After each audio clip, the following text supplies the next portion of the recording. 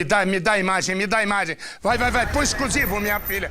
Dá trabalho pra fazer, você vai vendo. O pessoal do BOPE, com apoio, vai morrer. Vai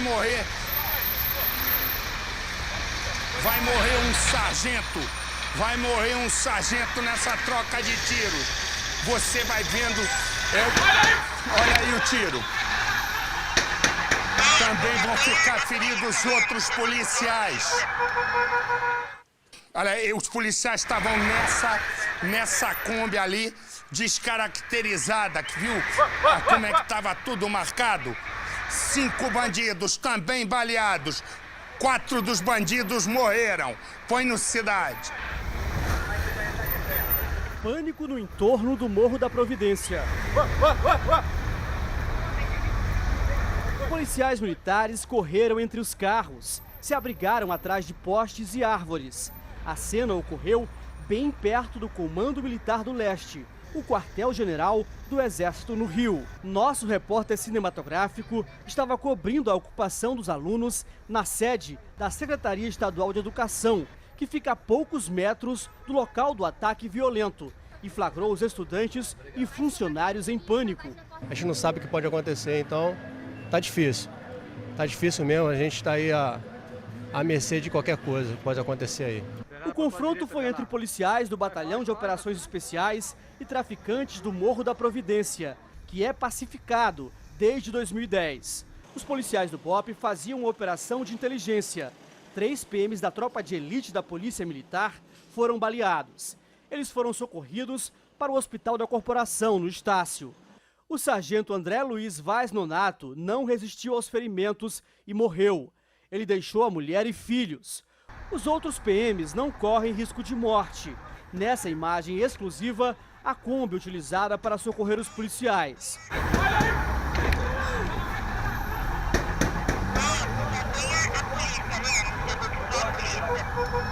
O veículo ficou destruído. Segundo a Polícia Militar, os agentes do BOPE estavam no veículo descaracterizado, que não é muito utilizado em operações policiais, para tentar encontrar um bando armado, quando foram surpreendidos pelos criminosos. Durante o confronto, pelo menos 5 suspeitos foram baleados. Nessa primeira ação, 4 suspeitos morreram.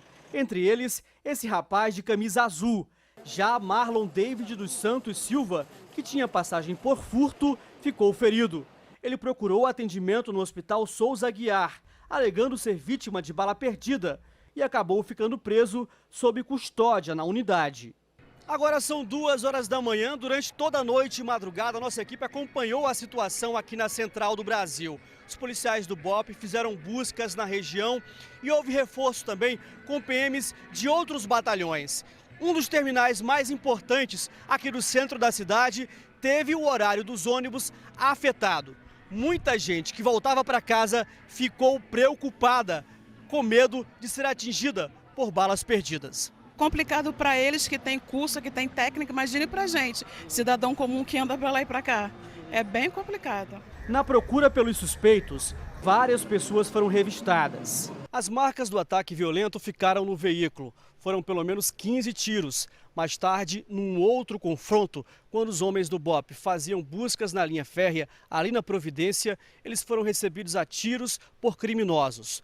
2 suspeitos foram baleados. Um deles, não identificado, não resistiu aos ferimentos. O outro foi identificado como Leonardo Dantas. Durante as operações de buscas, pelo menos 6 pistolas foram apreendidas. E me dá a imagem que chegou para mim, por favor. Aí, olha, desse aí preso, o apelido dele é Deco. Para ter uma ideia, quando ele viu que estava sendo perseguido, ele tentou se esconder dentro de um buraco. Exatamente isso.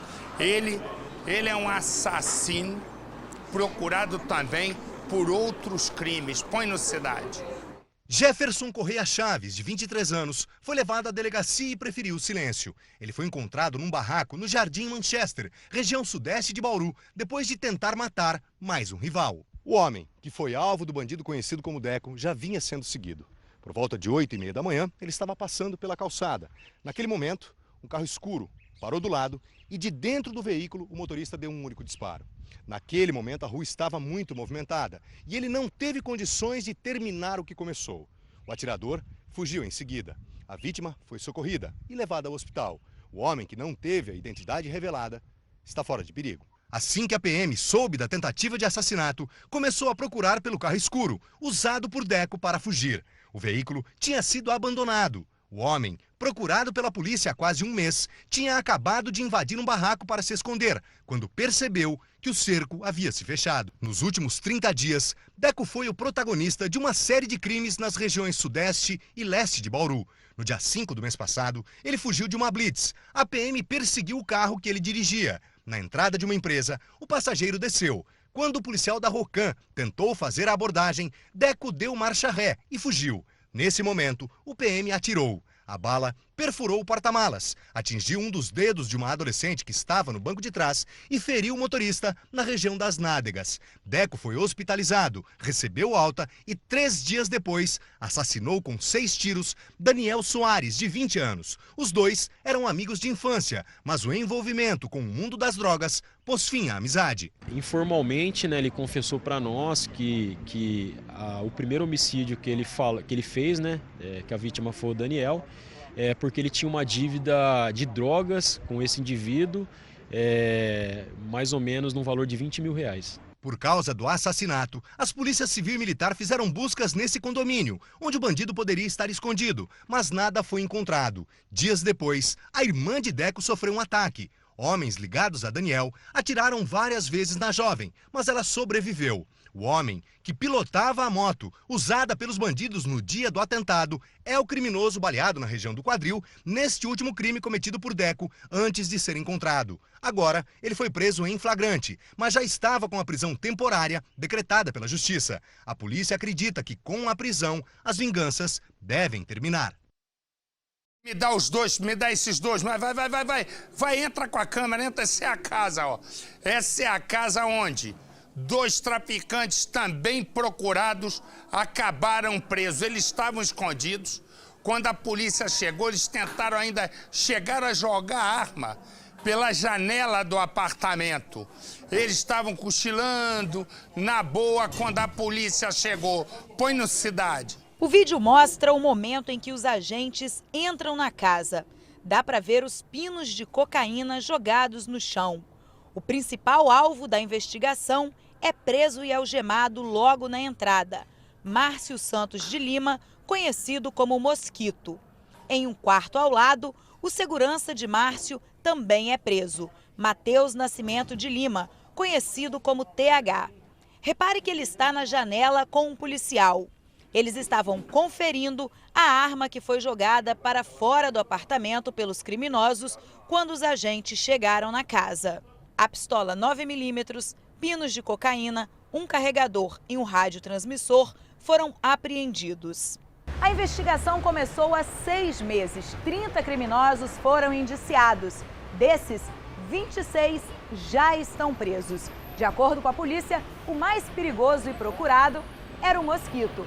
Ele chefiava o Morro do Estado. Mosquito era integrante do tráfico de drogas da comunidade Amarelinho, em Acari.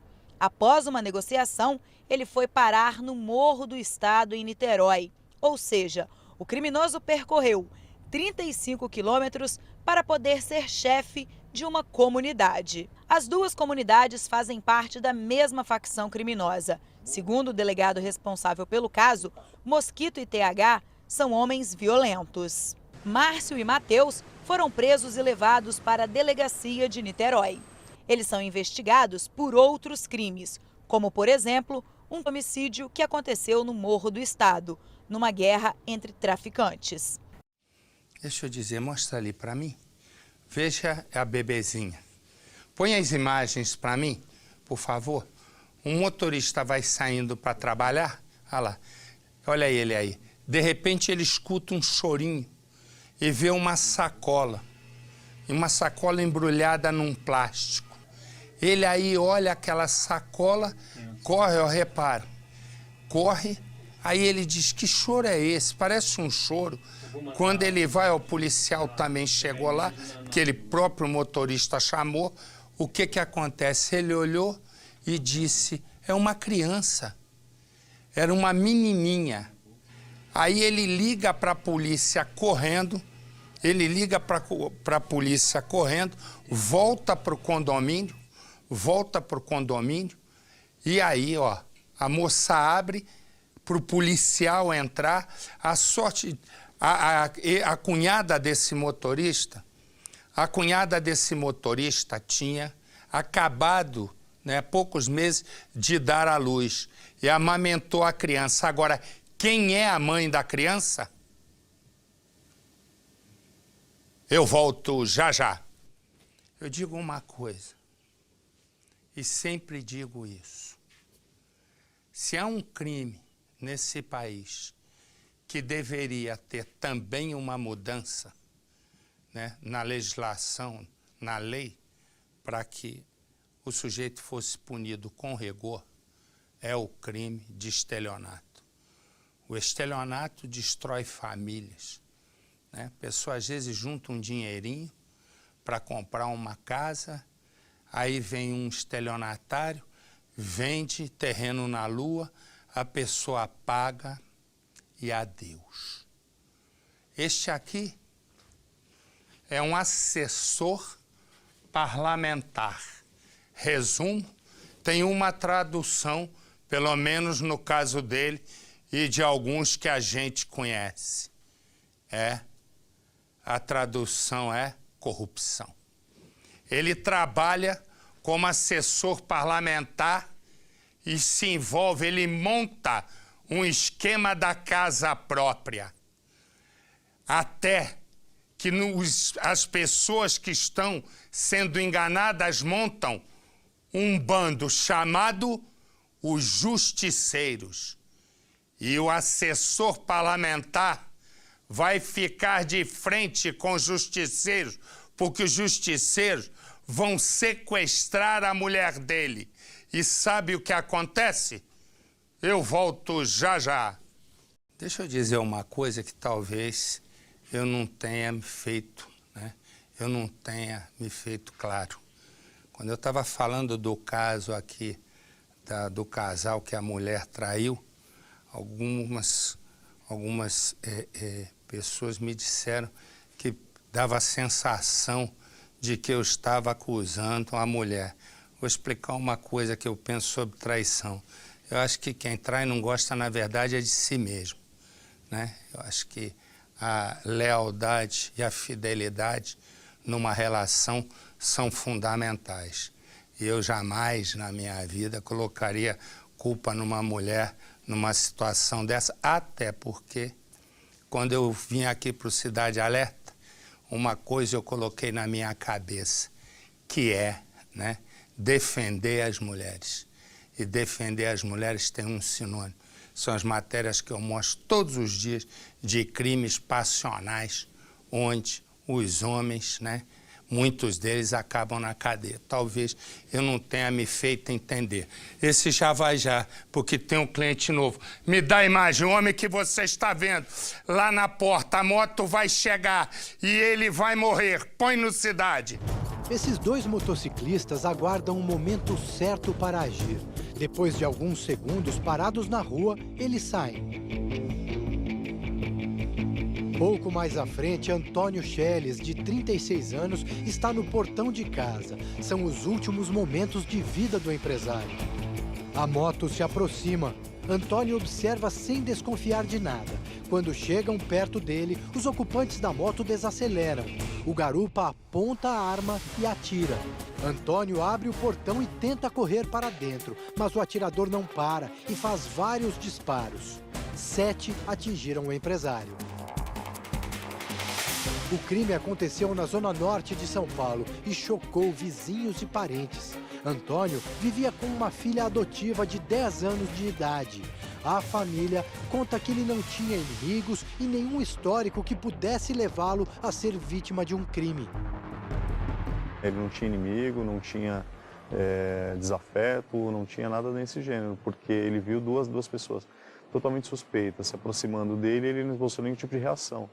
Então isso mostra que ele não estava realmente esperando nada, né? Não tinha realmente problema com ninguém, né? Geralmente a pessoa quando tem problema fica meio sempre preocupado, né? Ele era uma pessoa super tranquila, o negócio dele era estar sempre com a filha, fazendo tudo para ela, indo trabalhar, levar ela na escola, voltar, a vida dele era essa.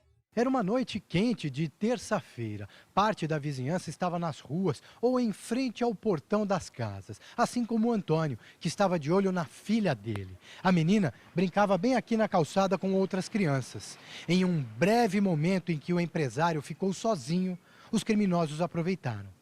Ele se afastou do grupo de amigas com as quais conversava e recebeu os tiros bem aqui, na entrada da casa onde morava. As imagens não mostram, mas as crianças presenciaram o crime. A filha de Antônio tentou até socorrer o pai. Ela está totalmente traumatizada, ela só chora, ela não acredita que fizeram isso com ele. Ela está assim, uma revolta com uma criança de 10 anos, tendo totalmente uma revolta que é inacreditável qualquer pessoa ver. O irmão do empresário conta que as imagens coletadas foram entregues à polícia, mas ele reclama que a investigação aparentemente não avançou. Eles não passam nada, não falam nada, hora diz que está aguardando mandar por fórum, outra hora diz que ainda nem mandou. Os próprios parentes fizeram um levantamento das câmeras pela vizinhança que poderiam ajudar a polícia a identificar a placa da moto e a verificar se havia mais comparsas envolvidos.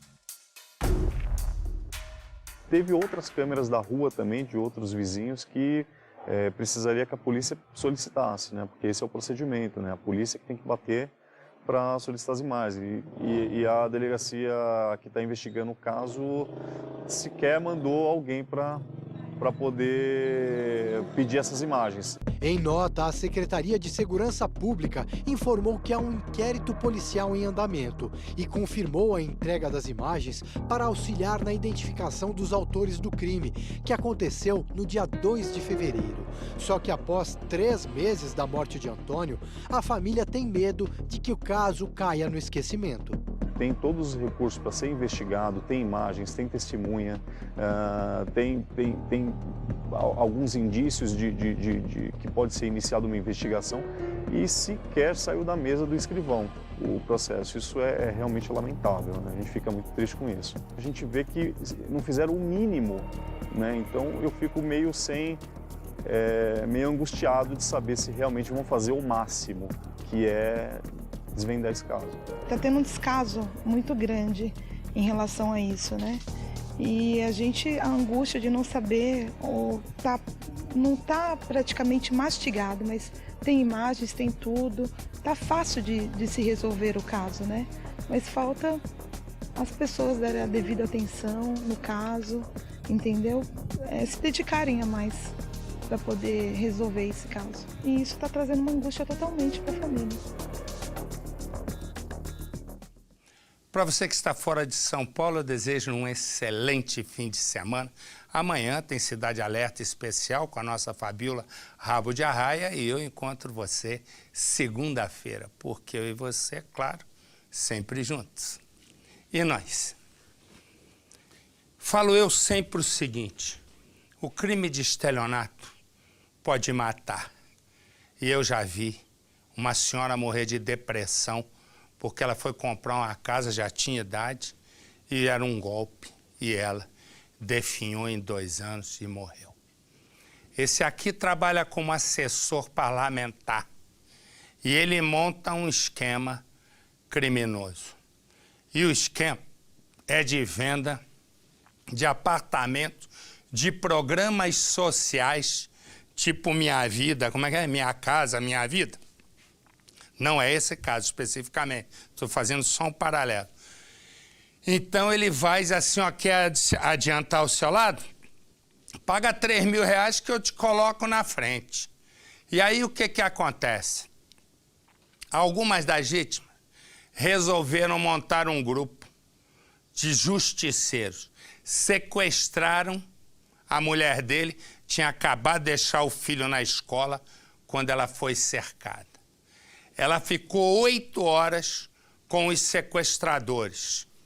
Sequestradores queriam, então disseram para ele, devolve o nosso dinheiro. Ele, como não tinha mais dinheiro nenhum, foi na polícia.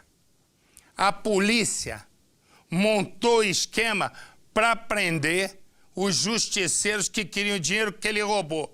O único que saiu pela porta da frente foi ele, de uma história que começa assim. Terno, gravata e um sapato importado. O assessor parlamentar Reginaldo é influente. Bom de conversa como todo político, ele sabe muito bem como conseguir o que quer. Também tem outra característica comum entre os políticos. É investigado pela polícia. No caso dele, por estelionato. Beleza, então. À tarde eu te mando o documento. Vira e mexe, ele se envolve num rolo para conseguir um dinheirinho a mais. O braço direito dele é Daniele. Ela é a ponte entre político e população. Reginaldo diz para Daniele pesquisar pessoas interessadas em casas populares. O assessor parlamentar se aproveita do sonho da casa própria para enganar os mais humildes. Espero que lembre de mim. Opa! Aqui ganha um, ganha todo mundo, hein? Ele diz que quem der uma pequena quantia para ele vai ter preferência na entrega das casas. E o que não falta é gente querendo furar a fila. Reginaldo enche o bolso num piscar de olhos. Chega a data de entrega de algumas casas e nenhuma das pessoas que deram adiantamento recebe as chaves. Pra poder já adiantar o lado de vocês. Sim. Que a família fica naquela expectativa, né? Você e sua família, enfim, todo mundo, e aí a gente começa a fazer isso para poder fazer. Daniele é cobrada. As vítimas dizem que vão matá-la. Reginaldo nem recebe ameaça. Ele é baleado sem aviso prévio. Mas o assessor parlamentar é duro na queda. Sobrevive e continua a aprontar. Daniele fica sabendo e logo muda de lado. Para sair da mira, ela diz que também foi enganada. O único jeito dela sobreviver é participar do plano de vingança dos justiceiros. Daniela conta em detalhes qual a rotina de Reginaldo. Conta também qual é o ponto mais fraco do político, a esposa. Naquele dia, a esposa deixa o filho na escola e quando pega o celular, é rendida por sequestradores. Calma, pelo amor de Deus! É encapuzada. A esposa do político é jogada num carro e levada para o estacionamento de um mercado. É de lá que os criminosos ligam para Reginaldo. É o seguinte, mano, tô com a tua mulher aqui, mano. Ou você... Ao atender o telefone, ele ouve os gritos desesperados da mulher. Você quer ver ela viva? Então você paga, você tá ouvindo? Você paga, tá ouvindo? Reginaldo fica em pânico. Os sequestradores dizem que ele tem duas escolhas. Ou paga para ver a esposa com vida ou a encontrar-a morta. Ele não tem nem metade do que querem os justiceiros. Reginaldo só tem uma saída: procurar a ajuda da polícia. No começo, ele se faz de coitado. Conta só o que não irá comprometê-lo. Mas os policiais precisam saber de detalhes. E Reginaldo é obrigado a dizer a verdade. Ele diz que os sequestradores foram vítimas de um golpe da casa própria. Mas no momento que mais importa é salvar a esposa. Os policiais se passam por Reginaldo. Conseguem negociar um valor e marcam um local para entrega do dinheiro. Nesse local, tô indo, tá bom? Reginaldo aparece com uma mala. Os sequestradores aparecem e acreditam que vão sair dali com o dinheiro. Mas a verdade é diferente. Os policiais saem dos esconderijos e levam os bandidos para a prisão. Calma, tá tudo bem. O único que sai pela porta da frente é o assessor parlamentar. Nossa equipe estava dentro da delegacia quando 4 sequestradores foram apresentados. Chama a atenção ver que há uma mulher entre eles. Resultado de uma ação bem-sucedida e rápida. Um cerco fechado aos bandidos, que pretendiam arrecadar com o crime R$500 mil. O dinheiro que a gente trabalha e conquista com alguma coisa, ele vem, leva e a gente ainda fica preso. Ele na rua, isso é certo. Ninguém desta imagem é inocente, afirma a polícia. A história de sequestro, cárcere e extorsão começou meses atrás. Em jogo estavam apartamentos deste condomínio popular que foram entregues pelo governo. Daniele Souto é considerada a mentora. Ele é um 71 desde 2009, tá? Ele é o golpista, ele é o safado. Nós tentamos fazer um acordo com ele, mas ele nunca quis. Daniele se refere a este homem, Reginaldo Rodrigo de Oliveira, o assessor parlamentar, que era o verdadeiro alvo dos bandidos. Tem mais de 500 vítimas. Eram 4 da tarde quando a polícia soube do sequestro. Crime comunicado por Reginaldo. Até ali, nem toda a informação tinha sido aberta para a polícia.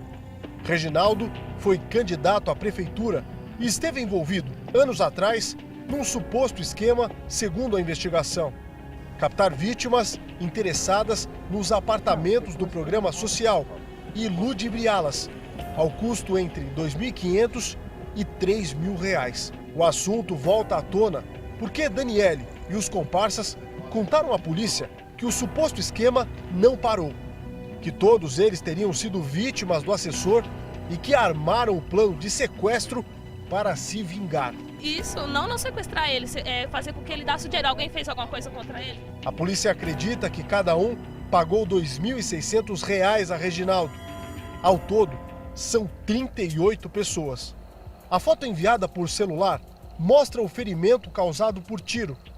O assessor estava sendo perseguido semanas antes da mulher dele ser sequestrada pela quadrilha. O crime começou cedo, quando parte do bando cercou este colégio e esperou a hora certa para agir. A mãe tinha acabado de deixar o filho na escola quando foi surpreendida. Este aqui é o cenário do sequestro, que aconteceu às 8 da manhã. A vítima vinha em direção ao próprio carro quando foi abordada pelos criminosos. Disse em depoimento não ter condições de reconhecê-los porque tudo aconteceu muito rápido e que logo em seguida teria tido o rosto coberto por um capuz e jogada no banco de trás de um desses carros. Ela seguiu com os bandidos naquela direção, onde ficou na divisa entre Mauá e São Paulo. O carro dela também foi levado por comparsas que abandonaram o veículo a quilômetros de distância do ponto do sequestro. A mulher de Reginaldo ficou pelo menos 8 horas nas mãos inimigas. O assessor soube do sequestro às 9, mas só comunicou à polícia 7 horas depois. Tempo em que manteve conversa com os bandidos. Sem perder mais tempo, agentes armaram um plano para capturar a quadrilha. Parte dos policiais ficou escondida em carros descaracterizados, dentro deste estacionamento. Eles montaram o cerco, apareceu um rapaz que veio pedir resgate. E saiu as 2 viaturas atrás dele, prenderam esse rapaz. E saiu mais 2 viaturas que saíram fazendo perseguição no bairro e cataram mais 2 pessoas. Que no caso eram os bandidos que estavam dando cobertura. Perfeitamente. As 2 e mais uma mulher que estava no celular que acabaram também prendendo ela, falando que era... Os policiais estavam disfarçados. Isso. No celular de Reginaldo, o contato para o resgate milionário se estreitou. E os sequestradores foram convencidos a receber um valor menor naquele mesmo dia. Anderson Santos da Silva seguiu com Daniele e mais 2 para pegar a bolada. Alex e Noel, mas não tinha dinheiro. Só uma algema para cada um. O primeiro bandido a ser preso desceu por esta rua sem imaginar que estava dentro de uma emboscada. Quando se aproximava do ponto de encontro para retirar o resgate inicial de R$200 mil, foi surpreendido bem aqui, nesta esquina, por policiais que estavam disfarçados dentro da obra. Logo na sequência, começou uma perseguição. A polícia usou viaturas para cercar outra rua por este caminho. Foi nesta subida que os 2 criminosos restantes foram presos. Alex e Noel davam cobertura para Anderson e até tentaram correr. Pouco tempo depois, a mulher do assessor parlamentar foi achada. A vítima foi abandonada pelos criminosos dentro de um carro aqui neste estacionamento de um supermercado que está na zona leste de São Paulo. Segundo ela, todo instante ela ficou encapuzada e não conseguiu ver o rosto dos bandidos, que eram 5, 3 homens e 2 mulheres. Ela contou em depoimento à polícia que um casal ficou ao lado dela todo instante, no banco traseiro, enquanto ocorria a negociação, e que os bandidos fugiram assim que tiveram a informação da prisão dos comparsas. A polícia já chegou até a identificação de um desses criminosos. Se trata da mulher de Anderson, o primeiro homem que foi preso pela polícia. Reginaldo tem um passado nebuloso com passagens por estelionato. A investigação está em busca de imagens do supermercado para tentar identificar outros criminosos. O assessor parlamentar de Santo André deve prestar depoimento. Anderson, Alex, Noel e Daniele também são acusados de associação criminosa, numa história que ainda vai crescer. Vou fazer uma pergunta para o Faraó. Faraó, os que estão presos ali erraram, né? Erraram a mão. Mas se eles entrassem na justiça para pegar o dinheiro que esse aí supostamente tomou deles, quando é que eles iam receber? Provavelmente nunca, porque há um equívoco da justiça em olhar, como você, aliás, bem observou. O estelionato não é um delito de menor potencial ofensivo, é crime contra o patrimônio, Marcelo. Ele afeta o bolso, o dinheiro das pessoas. Afundaram, destruíram os sonhos, as esperanças, a casa própria, dinheiro vivo. Crime contra o patrimônio. É lógico que é mais. Eu fui vítima já de estelionato de uma empresa que vende negócio de sanduichinho, que botou um cara lá para vender um negócio comigo. O cara me passou para trás, negócio de sanduichinho chamado Vininha. Me lasquei todo. Me lasquei. Olha com a experiência que eu tenho. Tudo certo, o cara faliu, me levou, me arrastou junto, não conseguiu nem abrir o negócio.